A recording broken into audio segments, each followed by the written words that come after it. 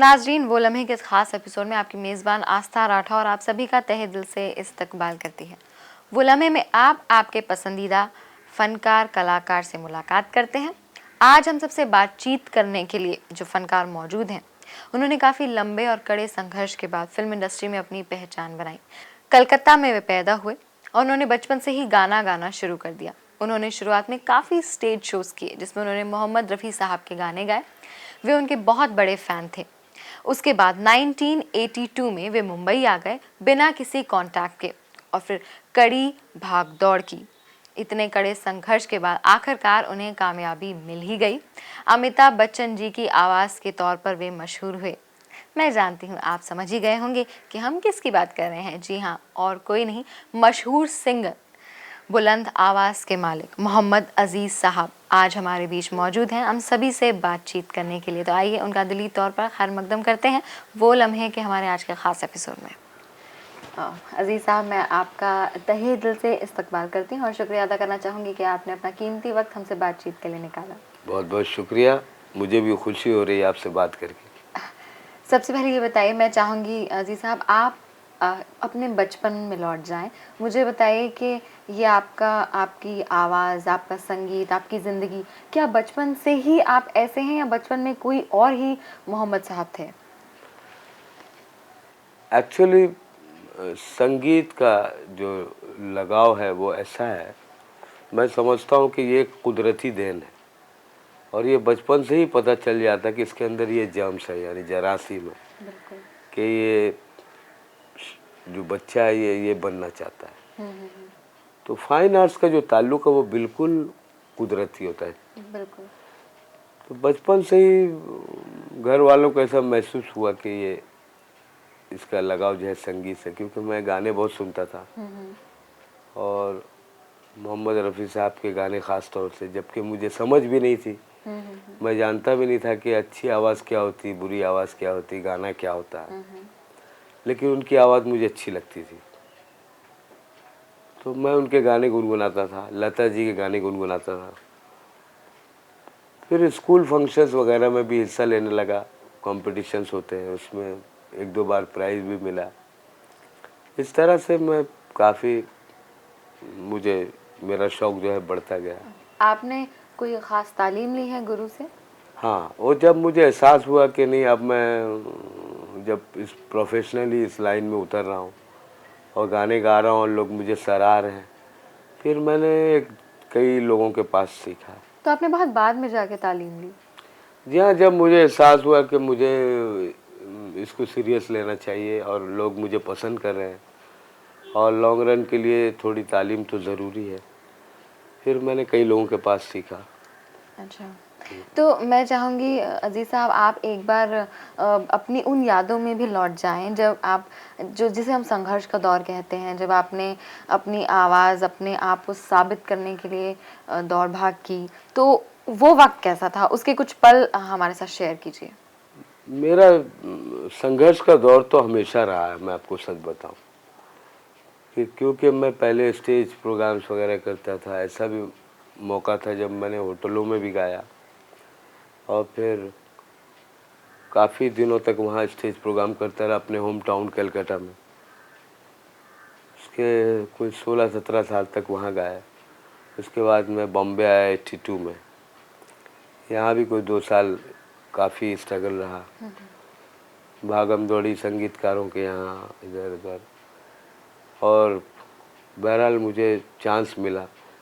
शुरू में मुझे उषा खन्ना जी ने और सपन जगमोहन जी थे, तो उन्होंने मुझे गवाया, कई छोटी छोटी फिल्मों में गाया। फिर चूँकि मैं स्ट्रगलिंग के दौर में अन्नू मलिक जी के यहाँ आया जाया करता था, तो उन दिनों उनका भी बड़ा स्ट्रगलिंग दौर था।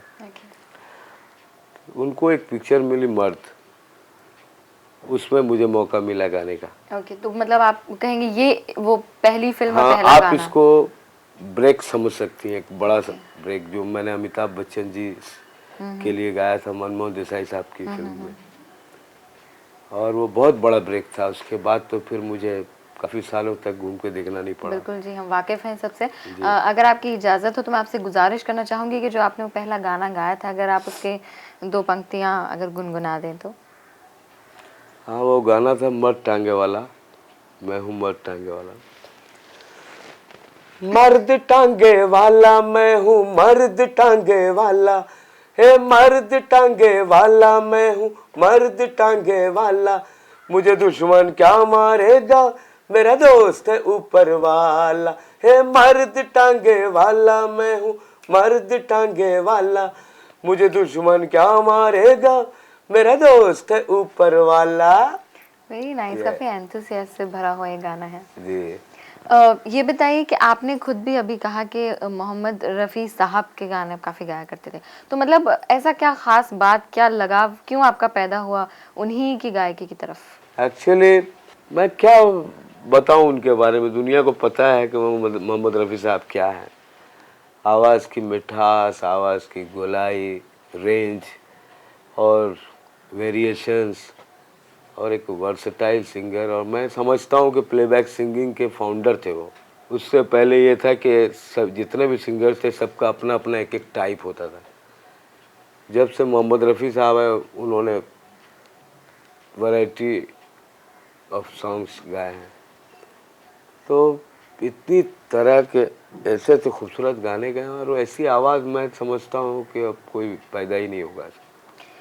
जो अभी आपने खूबसूरत सा ये जो गाना, बहुत लाइवली सा गाना गाया, कुछ आपकी यादें जुड़ी हैं कि कुछ आपने रीटेक्स दिए हों या वन टेक ओके रीटेक्स हुआ तो हो? देखिए, पहले उस ज़माने में क्या होता था कि लाइव रिकॉर्डिंग होती थी। अच्छा।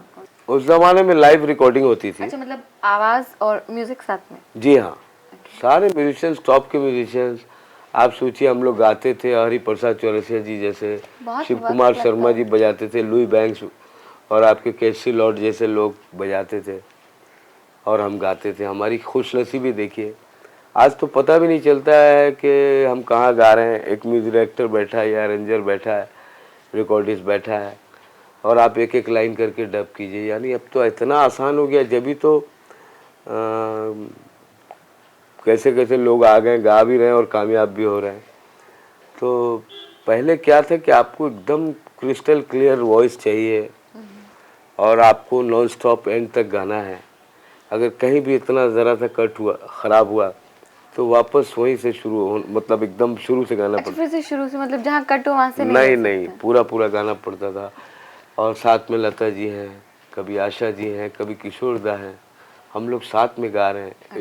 एक दिमाग पर प्रेशर भी रहता था कि इतने बड़े बड़े गायक हमारे साथ गा रहे हैं, मतलब हम उनके साथ गा रहे हैं। बिल्कुल, बिल्कुल, बिल्कुल। जी। दोस्तों, हम बात कर रहे हैं मोहम्मद अज़ीज़ साहब से, जिन्होंने अमिताभ बच्चन जी की फ़िल्मों में काफ़ी गाने गाए। उनकी आवाज़ अमिताभ बच्चन जी की एक तरीके से पहचान बन गई थी। ऐसी बहुत सारी बातें हम जानने की कोशिश कर रहे हैं, जिनसे हम बेखबर हैं, अनजान हैं। बातों का सिलसिला जारी रहेगा, लेकिन अब वक्त है फ़िलहाल एक छोटे से वक्फे का। आप कहीं जाएगा नहीं, हम हाजिर होते हैं फ़ौरन।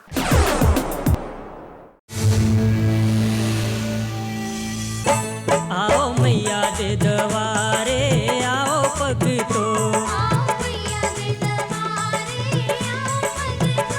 शेरां वाली दे जयकारे लाओ भगतो, शेरां वाली दे जयकारे लाओ भगतो।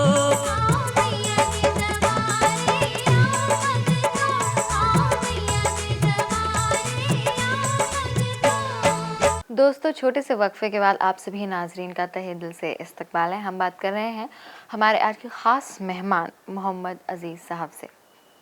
अज़ीज़ साहब, एक बार फिर से आपका जी। मैं तहे दिल से इस्तकबाल करती हूँ। ये बताइए कि ऐसा कौन सा गाना था जिसकी वजह से आपके करियर में एक दिलचस्प मोड़ आया, आप ये मानते हैं? मैं आपको एक बात बताऊं, मैं इस मामले में बहुत खुशनसीब रहा हूं कि जब मेरा करियर शुरू हुआ, यानी मर्द फिल्म से, उसके बाद एक बहुत सारे गाने हिट हुए मेरे। मिसाल के तौर पे गोविंदा जी पर पिक्चराइज किया हुआ गाना था खुदगर्ज फिल्म का, ओके। मैं से मीना से, न साकी से न पैमाने से, दिल बहलता है मेरा आपके आ जाने से। फिर कर्मा फिल्म का गाना, हर करम अपना करेंगे ऐ वतन तेरे लिए, दिलीप साहब के लिए मैंने गाया था। ओके ओके आया। और फिर 1 2 का 4 4 2 का 1 राम लखन।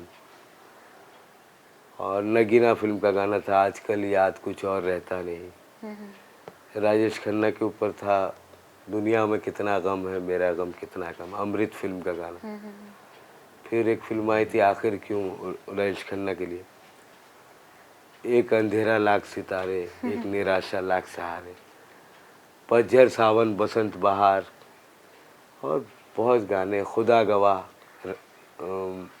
आखिरी रास्ता, गोरी का साजन, किशन कन्हैया का गाना था वो कुछ हो गया क्या हो गया, इवन करण अर्जुन, भंगड़ा पाले। इसमें आपको सारे गाने मतलब ऐसे हैं कि मैक्सिमम आप काफी किसी गाने, एक को नहीं बयान कर सकते, सभी ऐसे जी हैं। बहुत गाने मेरे हिट हुए बहुत हैं। बड़े उन सभी गानों की मैंने मिलीजुली देन है। मैं आपको बताऊं मैंने 500 से ज़्यादा फिल्में की हैं।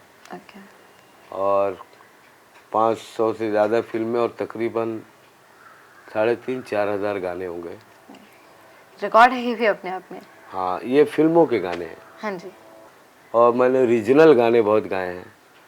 मेरे नात मनक़बत जो कवाली होती है ना, उसके कम से कम 100 से ज़्यादा एल्बम है, यानी 800 गाने। ओके प्लस मैंने कोई 4,500-5 हज़ार उड़िया गाने गाए हैं। ओके। मैंने 18 लैंग्वेज में गाने गाए, सब मिलाकर तकरीबन 12,000 से ऊपर गाने मेरे। तो आपको लैंग्वेजेस आती हैं या कुछ नहीं आता, आप मैं अपने हिसाब से लिख लेता हूँ और मैं उसको गाता हूँ। अच्छा। फिल्म इंडस्ट्री, हमारी फिल्म इंडस्ट्री हमें ज़रूर भूल गई है। कैसी बातें कर रहे हैं, नहीं, भूले होते तो हम यहाँ कैसे बैठे होते आपसे नहीं, बातचीत करने के लिए। खैर, और जो फिर भी। संगीत तो संगीत है, हिंदी फिल्म हो या रीजनल फिल्म हो, हाँ, जहाँ भी कला का हाँ, प्रदर्शन सही किया है। जाए। आपने अभी जितने गानों का जिक्र किया, मैं चाहूंगी उसमें से जो खुदा गवाह में गाना था एक, हाँ। It was major hit. जी। तो अगर आप उसकी 2 लाइन गा दे तो। तू मुझे कबूल मैं तुझे कबूल, तू मुझे कबूल मैं तुझे कबूल, इस बात का गवाह खुदा, खुदा गवाह, खुदा गवाह, तू मुझे कबूल मैं तुझे कबूल। Thank you so much, very that was really wonderful song.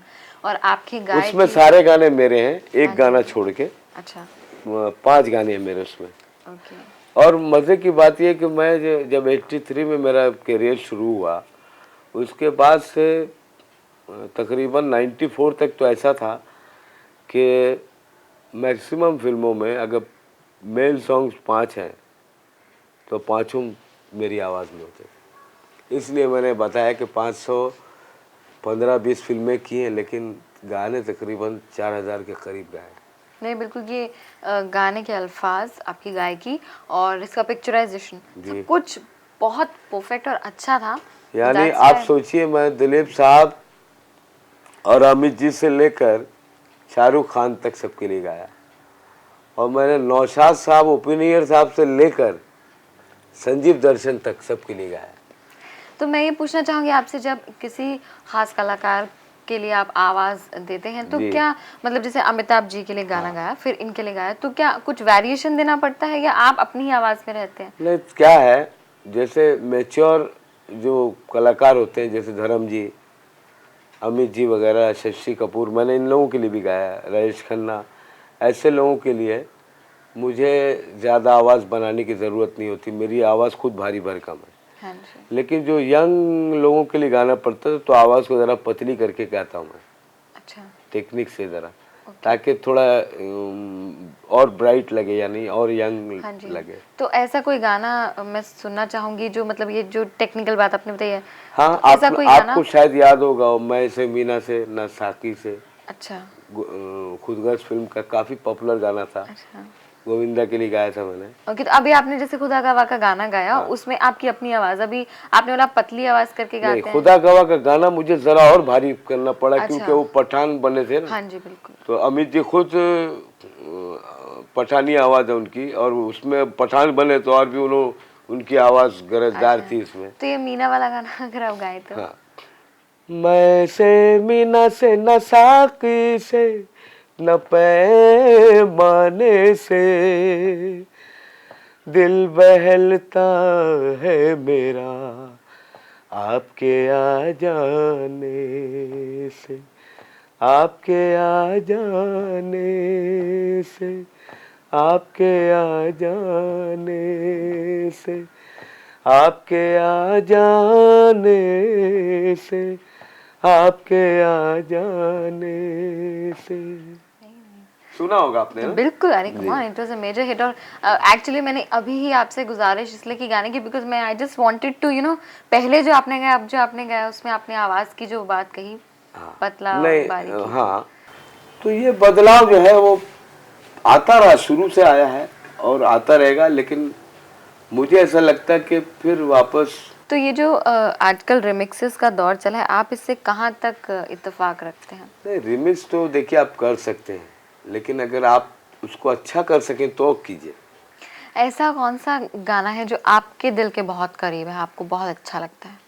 इतने सारे, अपने ढेर सारे गाने गाए हैं, उनकी गिनती ही नहीं है, उनमें से कोई एक गाना जो आप कभी नहीं भूलेंगे, you would love to sing it again and again. दुनिया में कितना गम है, मेरा गम कितना कम है।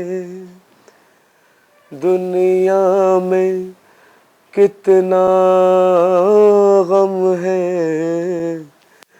मेरा गम कितना कम है। लोगों का गम देखा तो मैं अपना गम भूल गया। दुनिया में कितना गम है, मेरा गम कितना कम है। थैंक यू सो मच, आपने इतना प्यारा गाना मेरे आपसे कितने सारे आपको गाने गाने के लिए कह लिया। दोस्तों आइए अजीज साहब का शुक्रिया अदा करते हुए अब वक्त है एक छोटे से वक्फे का, तो एक छोटा सा वक्फा लेते हैं। ढेर सारे और भी सवाल हैं जो हम उनसे पूछना चाहते हैं और बातचीत करना चाहते हैं। बातचीत का सिलसिला जारी रखेंगे एक छोटे से वक्फे के बाद।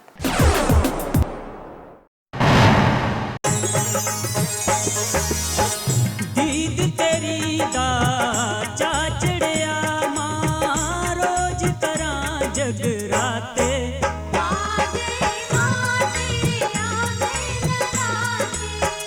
माइन तेरे आए नराते, माइन तेरे आए नराते, माइन तेरे आए नराते।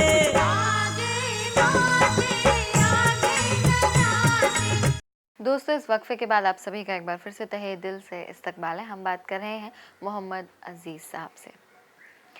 अजीज साहब, ये बताइए कि फिल्म एक रिश्ता से काफ़ी लंबे अरसे के बाद आपने एक गीत गाया है, आपकी वापसी हुई है, तो इसके बारे में आप क्या कहना चाहेंगे? कैसी फिल्म, कैसा तजुर्बा, कैसा गीत? एक्चुअली क्या देखिए, एक आध गाना गाने से वापसी नहीं होती है। मैं आपके अल्फाजों में जानना चाहूँगी अजीज साहब कि संगीत, चाहे संगीत जो है सिर्फ एक मनोरंजन का साधन नहीं, बहुत अपने आप में बहुत बड़ा एक साधना है, अल्फाज है। तपस्या है, इबादत है ये। तो आपके शब्दों में बताइए कि संगीत क्या है?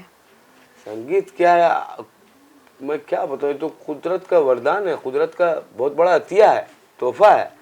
जिसको मिल जाता है उससे बढ़ के कोई खुद आप दिन रात पढ़ के आप पीएचडी हो सकते हो, आप एमबीए हो सकते हो, फला हो सकते हो, WBCS हो सकते हो, IAS हो सकते हो, गवैया नहीं हो सकते, म्यूजिशियंस नहीं हो सकते अगर आपके अंदर गॉड गिफ्ट हो, ताल नहीं हो, आपके अंदर सुर नहीं हो। कोई कितना भी सिखा दे, एक बेसुर आदमी और एक बेताला आदमी बिल्कुल न सुर में आ सकता न ताल में। बिल्कुल ठीक आपने। क्योंकि ये सीख के नहीं होता, ये सीखता आदमी बाद में, जब पता चलता है कि ये गा सकता है। एक आदमी जो गा सकता है ना या बजा सकता है, उसके अंदर म्यूजिक है, उसके रोम रोम में अगर म्यूजिक है तो ही वो सीख के हाँ, फिर उसको तराशा डेवलप जा कर सकता है। सकते हाँ, हैं, बिल्कुल। नहीं, अगर म्यूजिक नहीं है तो आप वैसे ही जैसे कि क्या बोलते हैं, जो गधे के सामने आगे बीन बजाना, बिल्कुल बिल्कुल। वो सबका काम नहीं है। आपने जैसे कहा कि आजकल मेहनत से कतराते हैं, तो मैं चाहूँगी कि क्योंकि संगीत को रियाज से जुदा नहीं किया जा सकता, तो अगर आप बताएं, एक मैसेज भी हो जाएगा, अगर आप बताएं कि रियाज की क्या इम्पोर्टेंस है संगीत के लिए? रियाज की इम्पोर्टेंस ये है कि भाई आपको पहले तो आपको पता होना चाहिए आपके अंदर क्या क्या कमी है। मैं चाहूँगी अजीज साहब, चलते चलते कोई एक आपने बोला कव्वाली, और उनमें भी आपकी काफ़ी मसरूफियत रहती है, तो कोई एक कव्वाली या कोई किसी रीजनल फिल्म का, एल्बम का गाना जो आपको पसंद हो, अगर आप वो हमारे लिए गुनगुना दे तो। मुझे मेरा एक हिंदी फिल्म का गाना बहुत पसंद है। बिल्कुल बिल्कुल, इरशाद कहिए। आज कल याद कुछ और रहता नहीं, एक बस आपकी याद आने के बाद, याद आने से पहले चले आइए और फिर जाइए जान जाने के बाद। आज कल याद कुछ और रहता नहीं, एक बस आपकी याद आने के बाद। Very nice, thank you so much. ये फिल्म नगीना का गाना था, ऋषि कपूर जी के लिए गाया था मैंने। ओके, बहुत बहुत शुक्रिया अजीज साहब, आप बातचीत करने के लिए जो आपने हमें वक्त दिया उसके लिए शुक्रिया। इतना खूबसूरत जो आपने पैगाम दिया, एक सीख दी, उसके लिए शुक्रिया। और जो ढेर सारे आपने नगमे गाए हैं हमारे लिए, हमारे नाजरीन के लिए, उसके लिए बहुत बहुत शुक्रिया। मैं भी अपने चाहने वालों से चाहूँगा कि हमारे लिए दुआ करें कि मैं आपको आगे भी कुछ अच्छे अच्छे गाने सुना सकूं, क्योंकि आप लोगों से बहुत प्यार मिला, बड़ी इज़्ज़त मिली है, और ये प्यार और इज़्ज़त को बरकरार रखने की कोशिश में लगा हूं, और ये कोशिश आपकी तरफ से भी होनी चाहिए कि भाई मुझे भूले नहीं। मैं आज्ञा चाहता हूँ। नहीं, इंशाल्लाह ये आपकी जो आपके लिए सब दुआ करेंगे, हमारी तहे दिल से आपके साथ दुआएं हैं कि एक बार फिर से क़यामत होगी और मोहम्मद अजीज़ साहब होंगे। दोस्तों, हम बात कर रहे थे मोहम्मद अजीज़ साहब से। फ़िलहाल वक्त है आप सभी से इजाज़त लेने का, लेकिन उससे पहले आपको याद दिला दूँ उनका पैगाम कि बन तो आप कुछ जाएंगे ही अगर इरादे बुलंद हैं, नेक हैं, लेकिन उससे पहले ज़रूरत है अच्छा इंसान बनने की। तो फ़िलहाल वक्त है आप सभी नाजरीन से इजाज़त लेने का। अगले एपिसोड में मुलाकात होगी एक नई बड़ी ख़ास शख्सियत के साथ। फ़िलहाल दीजिए मुझे इजाज़त। आपकी मेज़बान आस्था राठौर आप सभी को कहती है अल्लाह हाफ़िज़। मर्द टांगे वाला मैं हूँ, मर्द टांगे वाला, हे मर्द टांगे वाला मैं हूँ, मर्द टांगे वाला। मुझे दुश्मन क्या मारेगा, मेरे दोस्त है ऊपर वाला। मर्द टांगे वाला, ओ मर्द टांगे वाला, मुझे दुश्मन क्या मारेगा।